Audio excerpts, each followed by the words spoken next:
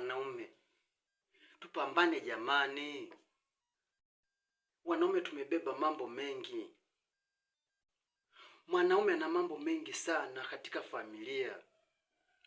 Mwanaume anataka valishe, anataka alishe, anataka hudumie kwenye maradhi, yaani kwenye magonjwa. Yote hivyo mwanaume ndo anatakiwa kufanya. Lakini sasa ukizembea ni hatari. Fanya kazi. Fanya kazi mwanangu, fanye kazi eleweke, usichague kazi. Kazi ni kazi mwanangu, kibaya kuiba, kuua na kuloga. Ila zingine zote mwanangu ni kazi, Mungu anazibariki, anazitia mkono. Sasa kwa nini wewe unachagua kazi? Na ndo maana mimi najituma kila siku, waga silali.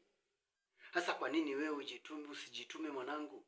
Pambana, familia ni kutegemea wewe. Siku zote mwanaume asifiwi kula, yaani anasifiwa kazi tu.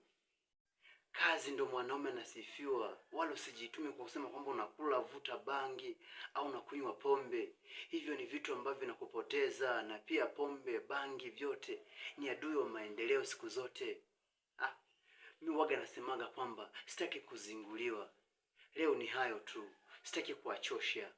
Yaani mimi niwatakie Jumapili njema na siku njema. Yaani weekend njema, na tuipokee siku nyingine, siku ya Jumatatu ambayo ni ya kesho. Mimi nasema bye.